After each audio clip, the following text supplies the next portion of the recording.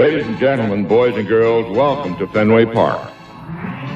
In Baltimore, the Sox won 2-1 on May 8th in 2019. Chris Sale pitching an immaculate inning, but Jackie Bradley Jr. was the star of the game, probably making his greatest catch in a career of highlight reel catches.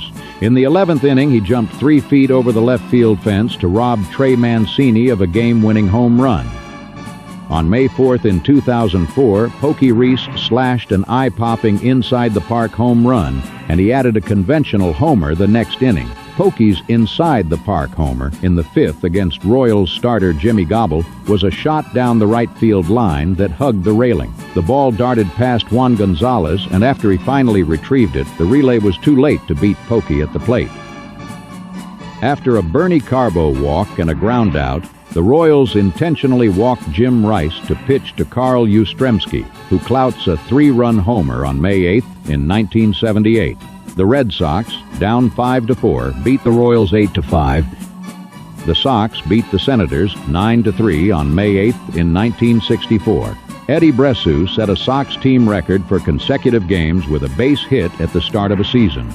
The record was 17, set by Elmer Smith in 1922, and Eddie lined a single to left in his 3rd time up to hit safely in his 18th straight game.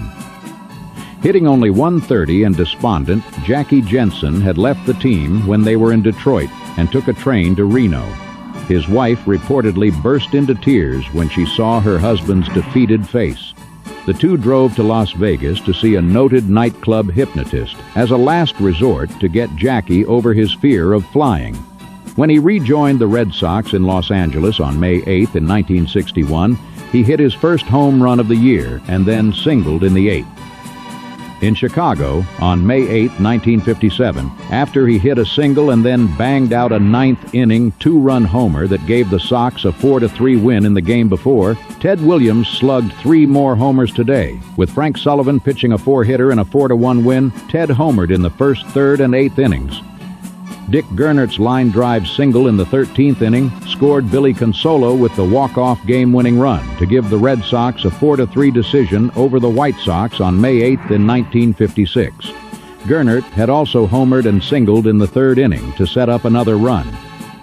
On May 8th, 1953, with the score knotted at 1-1 in the 11th, Mickey Mantle lined a single and then took off for second, but Sammy White threw a strike to nail him and end the inning. Then, in the bottom of the inning, Billy Goodman came up and slugged a homer that reached the seats past the right field pesky foul pole, and the Sox won a 2-1 walk-off, breaking a string of 13 straight losses to the Yankees. The Braves pulled out a thrilling 2-1 walk-off victory over the Reds on May 8, 1951. The game remained tight through the middle innings, and with the score tied 1-1 in the bottom of the 9th, Sid Gordon stepped to the plate and delivered the decisive blow, blasting a deep home run to left field. Johnny Pesky equaled the big league mark, scoring 6 runs in a single game, and broke the American League record on May 8, 1946. With 1 out in the 8th inning and a runner on second, up came Johnny. The White Sox didn't take any chances and walked him. Bobby Doerr came to the plate next, and pitcher Earl Caldwell unfurled a wild pitch, letting Johnny go to second.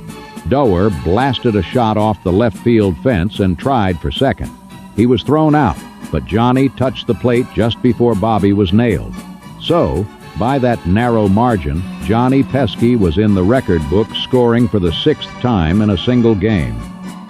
On May 8, 1925, the Braves and Cubs celebrated the 50th anniversary of the founding of the National League at Braves Field.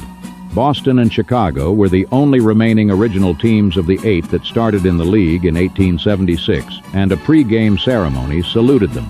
3 players from the 1875 Boston Beaneaters team were present: shortstop George Wright, first baseman Jack Manning, and second baseman John Morrill.